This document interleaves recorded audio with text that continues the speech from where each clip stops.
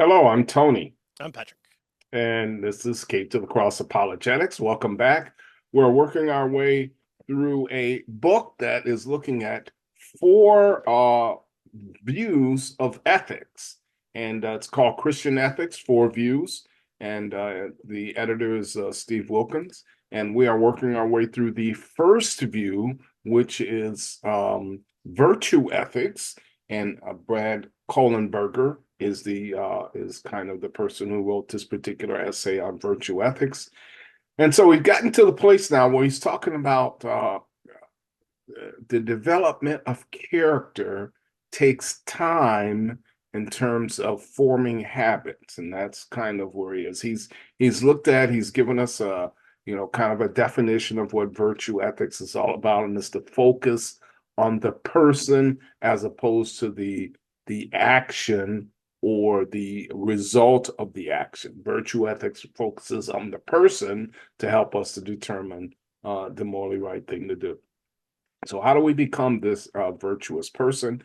And he's saying it has to do with the time that we take in terms of developing um, habits that will form the character of Christ. So that's really what he's getting at here. All right. So this next session, then he says forming habits is biological. All right. So he says God invented habits.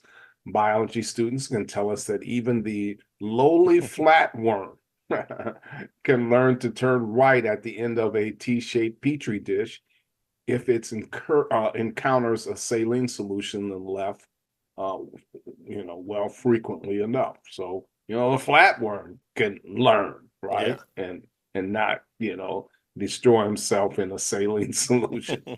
So, habit, he tells us, is simply how animal bodies learn. That's the idea here. And so he emphasizes bodies, he tells us, because even for the human animal, an enormous percentage of learning happens below the level of the neocortex, right? What does he mean here? Well, he gives us some examples. For instance, throwing a frisbee is a bodily function, right? That happens. We just kind of, learn how to do it by doing it over and over. Tying a necktie, riding a bicycle, recognizing the sound of a clarinet, walking upright, dreading the dentist, right? Tying shoes in the dark, knowing that coffee is brewing, and so on. He says these are all bits of knowledge stored in the body. And so forming habits is biological. It has to do with our body and what our body does. Yeah.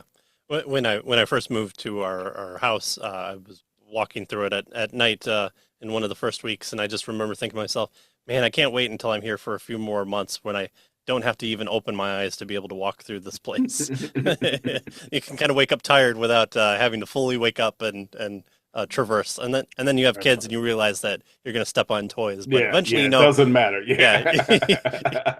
you know where the landmine areas tend to be, so Yeah, that's that's right. That's helpful. right. Yes. Well, humans share this kind of learning with animals. The difference between us, though, and animals is that animals form habits under someone else's directions or happenstance. The Pavlov's dog, the ringing of the bell, salivating over the smell of meat. You take away the meat eventually, and you just have the bell, and that stimulus produces the outcome of salivation. While humans can form habits intentionally as an aid towards long range self governance. Having a neocortex does not enable human beings to bypass the painful process of bodily learning, not at all. And sadly, that's the case. And some of our good sci fi comes from taking the shortcut and the disastrous consequences that result as of not earning it the correct way. Right. And so it tells us that then humans form habits intentionally, right? So it's not an accident. The notion of intentional habit formation, he says, has a long presence in Christian history. The Hebrew Bible begins with the Torah having set for us to follow a trajectory or right path. Our role and response is to walk in this path, walking the way of wisdom, and is not a task. He tells us that is easily checked off, but one requiring of us. hourly, daily, weekly, seasonally, and yearly attunement. And so the Psalms in particular, he says, are chock full of admonitions to walk in the way. In fact, from the vantage of the Psalter, the blessed life is equal with the walking life. So uh, our humans form habits intentionally. I was thinking about the Bakari and Bentham on the causes of crime and trying to outweigh the negative consequences with positive ones. So it's a way for that biology aspect to come in. Unfortunately, when people fail, then you have people like William Penn, where we get Pennsylvania from, but also where we get the term penitentiary from. He took the model of prison of just holding and infused it with that type of way of changing habits intentionally, uh, with varying degree of results from him, but maybe a bit too extreme there. But he understood that this attempt to um, change people just through the nature of laws wasn't doing it for prisons, and you had the specific deterrence of taking people out. He wanted to change people, and he knew to do that through changing kind of that moral framework, that moral character. Not just enough to give them jobs. It was to make them meditate on the crime that they had done. It's to learn new behaviors, a model, and of course he was a Quaker, so he had a biblical foundation there to try and change that. But we see that even with Mr. Penn there. Hmm. Right, well, habits formation is always opposed by entropy. Habits have always staying power, but only up to a point. Their failure is attributed to the stubborn feature of the fallen world. You get on a bike, you learn how to ride a bike at a young age, and you never touch it again for 20 years. Well, it's just like riding a bike, right? Well, sure, you can get back on that bike. You could probably pedal for a little bit, but you're still going to be wobbly. The handlebars are going to go back and forth.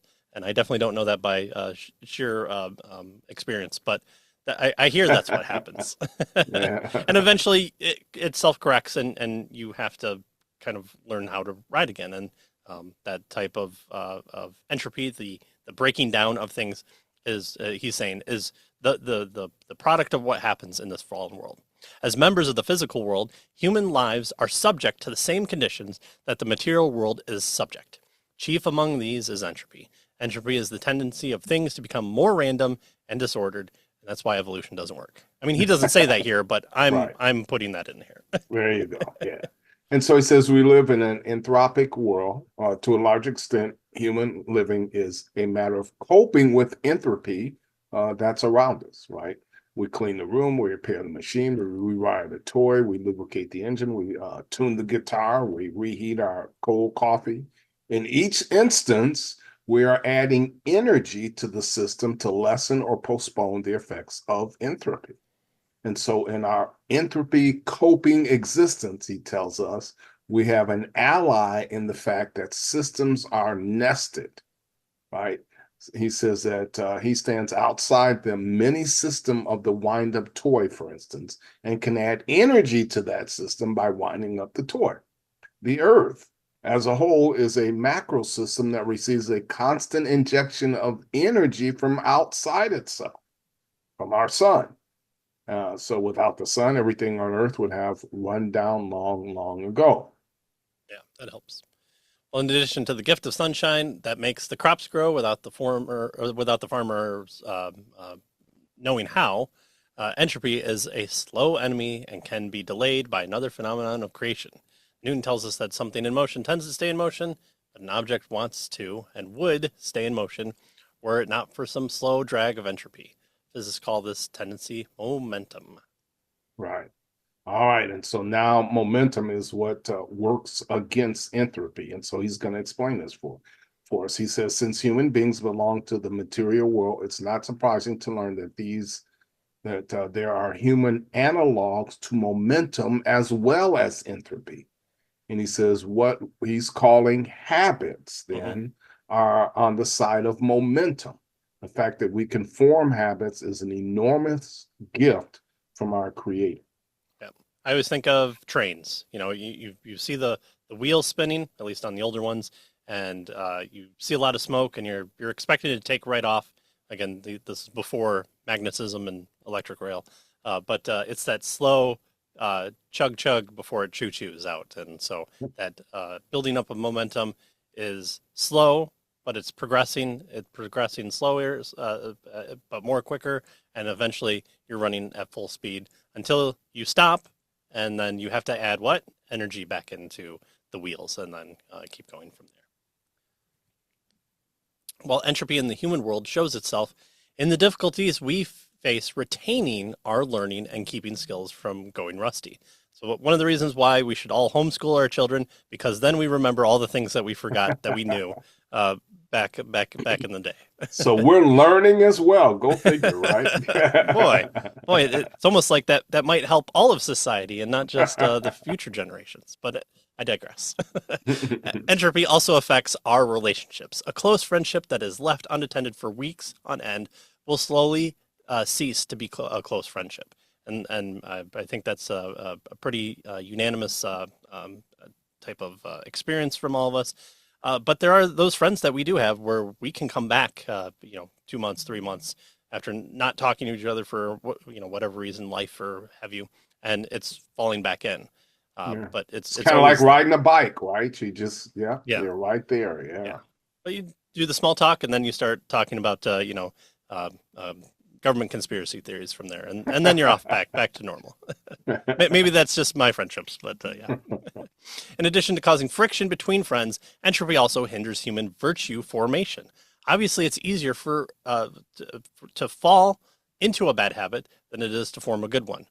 Again, the fallen nature of humanity shows that time and time again.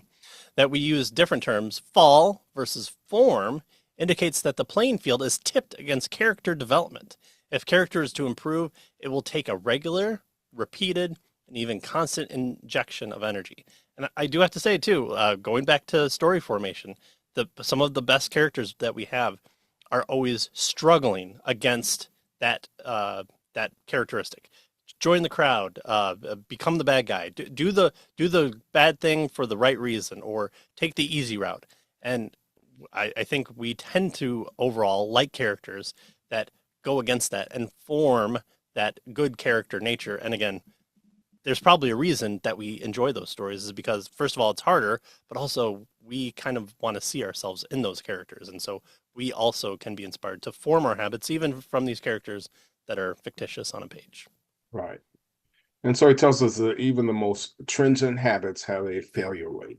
In fact, a habit in one set of conditions may not hold firmly if one simply changes the context. And so as a theologian, he indicates that he might prefer to use the term sin to entropy, right? And so the point is the same, whatever the term. Entropy opposes any and every attempt we undertake to do good.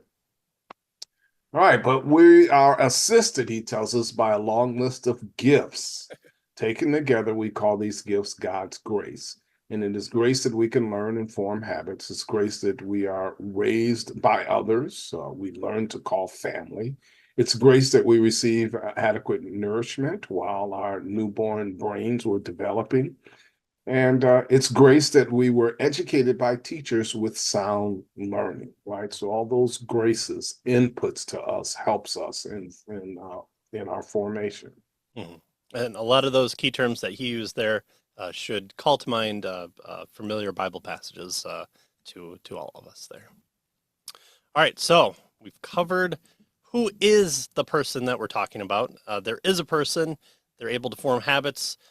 You're able to fall out of habits, and so our virtue resides in the person here. But what does it mean for the ought? What ought that person do? So what is meant by ought? No one is born an expert at anything. In fact, that's probably what we excel at, is not knowing anything, and we need to learn things. We each enter human existence as complete and utter novices. Human existence has been going on for millennia, and we, as the tiniest of players, enter the game 3 years before we are potty trained.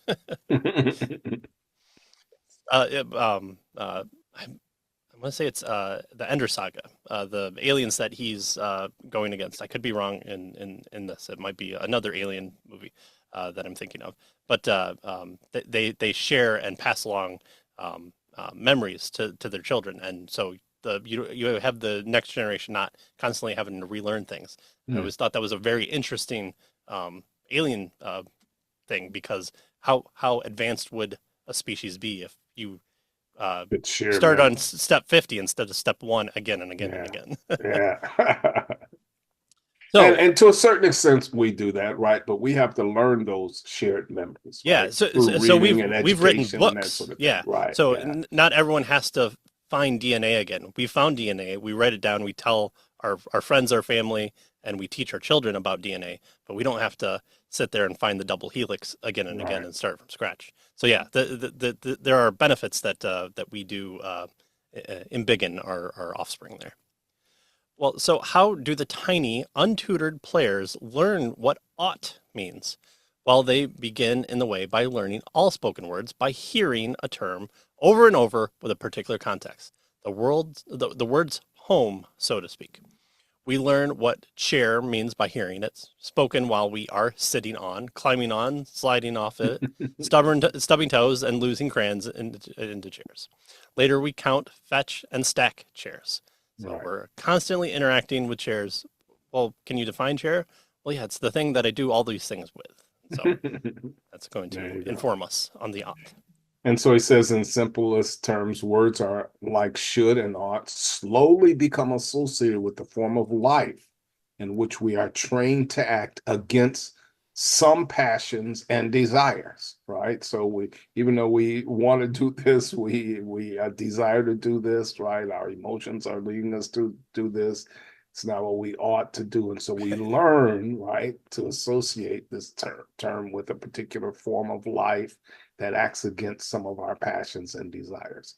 He says virtue ethicists claim that if we had a clear grasp of the tell-us, then moral obligation would be straightforward. If we knew specific, our particular purpose, then it would tell us what we ought to do.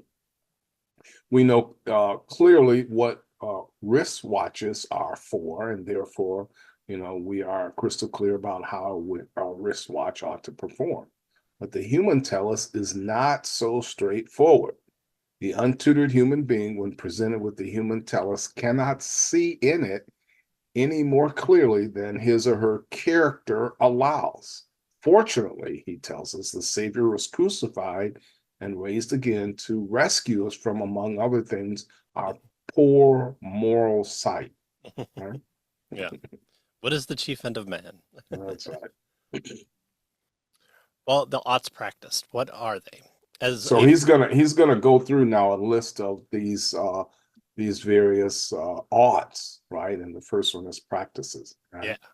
So, Okay. as the first step in the naming of the human telos, virtue ethicists, including Christian virtue ethicists, examine arenas in which the telos rises close to the surface, as we saw earlier in friendship. One such arena is practice, and here he defines practice as any social enterprise through which novices are progressively trained by experts to acquire skills by means of which they can both excel and grow to appreciate the goods that all insiders recognize. Okay, so it's the baby human of some variety, whether it's a skill or age or wanting to learn something, and they're progressively trained. So it's a step process by experts. So it could be book formation, videos, a teacher coming alongside them, a parent, to acquire skills, again, by means by which they can both excel and grow to appreciate the good that all insiders recognize. So they will then become like the experts. So maybe the model there is um, focused on uh, the person, and uh, the new person coming into it becoming more like the other people in that field or skill set or whatever what we may be talking about. So he says examples of formative practices include medicine, right? You get your doctorate, you learn all the Latin words, and then what do? Well, then you immediately start operating on somebody. No, no, no, no. You go, you do an internship, you start practicing alongside other people who can slap your hand before you pick up the scalpel when it's like, no, this person just needs the stethoscope to see if he has a heartbeat. Engineering, right? So if you're creating buildings that shouldn't fall down, see how welding works, or coming alongside of someone who knows the best way to improve a truss to sturdy the building.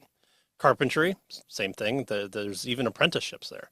Music, what do? We go and we learn from other people to teach us not so much this is the A key, this is the B key, this is how to flutter your fingers, but how does it sound and how to more model like that person. And there are other various examples there, but he gives us things like medicine, engineering, carpeting, music here. So the novice then is progressively trained by experts, right, Mm-hmm. to reach a particular end or goal. He says at the level of the individual, the human telos with respect to practice is simply to excel at the practices.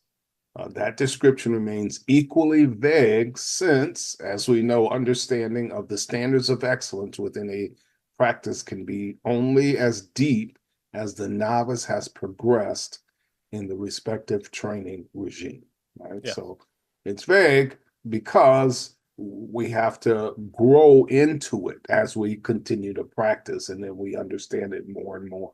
Mm-hmm. Yeah. Even if you're learning from the expert in, infant brain surgery, what is that person doing? That person is always learning more and developing new techniques to be what? Better, to do things different. So, what's the end point? To preserve all life from all eternity through infant brain surgery? Well, no, and so that the end goal doesn't seem clear because even our experts are still in the process of learning the skill. So it's a nice little conundrum here that I think he does well of pointing out. Well, how about the second arena in which telos comes to the close to the surface? It's by tradition. By tradition, he means, to borrow Alastair McIntyre's notion of a group of people who exist across time and are identified by their ongoing, sometimes explicit, sometimes implicit. So whether like this is group people A, or oh, I see people like me that are in this area that are like this, and they discuss about what the good is. And so you can think of oh boy, you'd probably think of journeymen of a particular trade, and so you point back to or firefighters. I saw an interesting documentary of following New York City Fire Department and talking about oh, our father, he didn't have a rebreather, and he would go through the smoke inhaled room and just call out what he needed, and they said that was crazy, and the formation of that. So this tradition of we're in the mode like this person, but we've also improved in certain areas, but we can still identify with this person who wears the same hat that we do.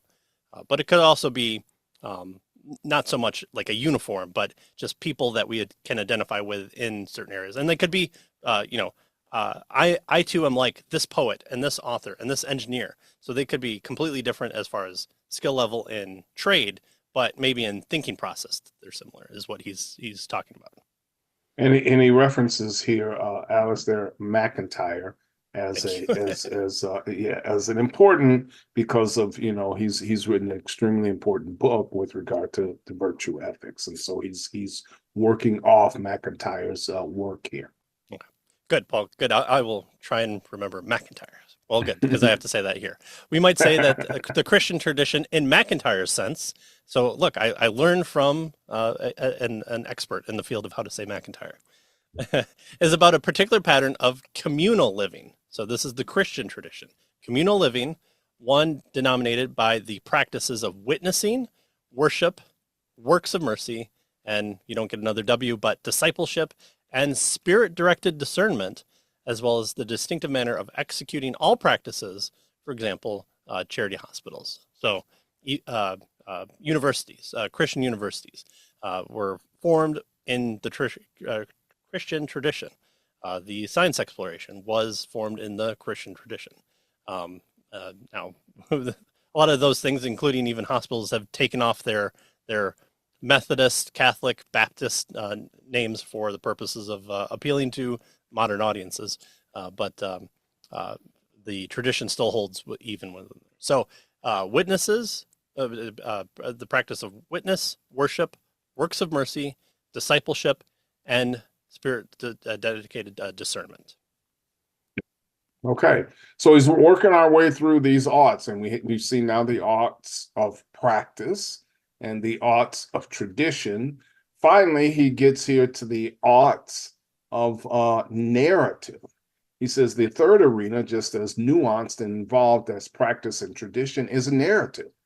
Parents use narrative or story, right, to raise their children.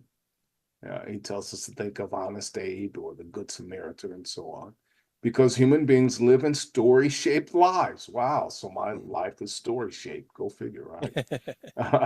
And it's only by means of stories that children learn how to tell what fits and what doesn't fit. This claim, he says, is a mouthful, but what he means to say is that ethics can't do without stories. So we need stories, right? Stories or narratives Christians cling to are not all of equal weight. We learn to consider some texts canonical insofar as these are the yardsticks we live by. The tellus of human living, he tells us, according to the narrative slice of virtue ethics, then, is to live faithfully to the right stories. Yeah. So there it is, the tellus or the goal or the purpose of human living. And according to this narrative portion here of virtue ethics, it's to live faithfully to the right stories. Yeah. And there's kind of two stories, right? There's the comedies, the things that succeed, and then the tragedies. You can also learn from the tragedies. I think about the ways police training's done. What happens? Well, it's not just, the law says this. If you encounter point A, do thing B. You count point B, do thing C. No, what happens is you have a bunch of cops in a room and they either share stories or watch videos of people doing the right thing or the wrong thing. Usually it's the wrong thing because then you can point out what should have happened and you can make good quality changes in the general operating procedures that can come from, the worst things. And so even there, the story is done to tell things. You learn from stories. Tell me a story about, back in the day when this happened. And so you glob on what you can from that story. And the expert, the person who was there before, who has some knowledge of right and wrong of that situation, because they're at that point telling you it, comes about through that sharing of story. And right. So there we have the ought, right? He tells us what we ought to do and what we ought not to do through that story. Right. Yeah. Yep. All right, so to recap, he says the virtue ethics is inconceivable apart from close attention to the human condition. We each begin life naked and untutored and inarticulate. And hopefully, at least one of those things changes. To become fully human requires much training. Since we cannot train ourselves, we are, especially initially, at the mercy of those who surround us and who give us tips for going on in the right way. The wild child left out in the wilderness, the Mowgli's. Even Mowgli though was raised by Baloo and his animal friends. Or if you're reading the story, it's the wolves. So depending on who you're reading there.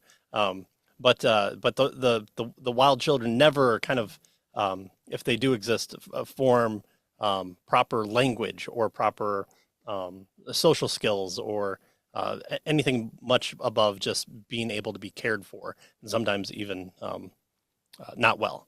And so this idea of starting from a base scratch and being able to work our way up doesn't happen. So we must surround us with those who give us tips for going on in the right way, he says.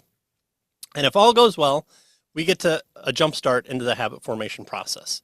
If you have good parents who teach you the words that the sounds that word makes, you can look at those same words in the future, and then you can read stories from there. And soon you'll pick up the habit of reading, and you'll be able to read hard things unless you put the book down for 20 years and don't pick it up. And then you have to start all over again as far as getting used to those ideas.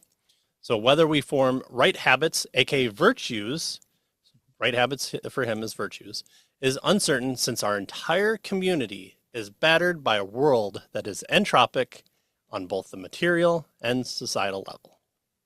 Wow. All right, so that's pretty much it. Now, lastly, what he does real briefly here is just gives us an application. He says, in addition to arguing that virtue ethics is concerned about what we can and cannot see, he also argued earlier that the forming of habits is a simple fact of biology. When we do not form habits intentionally, they're formed for us, right? By the entropic process, we might say. Of course, not all of our habits are fallen into, right? He also argued that human beings are built to form habits intentionally. And he concludes by saying the earliest Christians deliberately imitated Christ. In 1 Peter 2, we see this. They imitated Paul, 1 Corinthians 11. They imitated Paul's disciple, right? 2 Timothy 2. They imitated faithful leaders, Hebrews 13. Imitated other congregations, 1 Thessalonians 2, and so on, with each successive generation. And so we are to continue this imitation process in the development of our character and become virtuous, that is, Christ-like Christians. Yeah, choosing elders or choosing the deacons. What's there? Well, people who are good administrators. No, it's people who are known to be good characters. So there you have again it would be surprising to people around them if they weren't chosen or if they exhibited poor judgment. No, these are people who, by virtue of being themselves, are chosen from among the people to lead them because they know that they're good people. And how do we know that they're good people? Ultimately, they are drawing back to being imitators of Christ and the apostles. All right, so that's virtue ethics, all explained in perfect formation. We didn't scope over anything. No, there's a lot more to be said. I think even Mr. Vandenberg would agree as well. So it's interesting. Again, this is kind of my first gleaning onto these things. So I'm curious to see what the negative one is. I've kind of started forming in my own head what some questions I have are. So it'll be interesting to see which field is going to attack. Is it going to be based on their assumptions, or is it going to be an internal attack? So hopefully you'll join us next time as we go over the response from the natural law ethicist, the prophetic ethicist, and the divine command ethicist. And then we'll go from there and flip it around the script for the natural law guy. All right. Actually, I think it's a woman. So as always, you can head to caveofthecross.com for all your Cave of the Cross needs. And from there, you can check out all the other books that we've done and all the other shows that we've done as well. And hopefully you've gotten the book by now. If not, it's pretty clear that you don't specifically need it to follow along. But like I said, we didn't cover everything. And so hopefully this is a benefit to you in your reading or in wanting to check out this or other Christian ethics books. All right, so that's what we'll do next time is take the response. So thanks for joining us, and we'll see you next time. See you next time.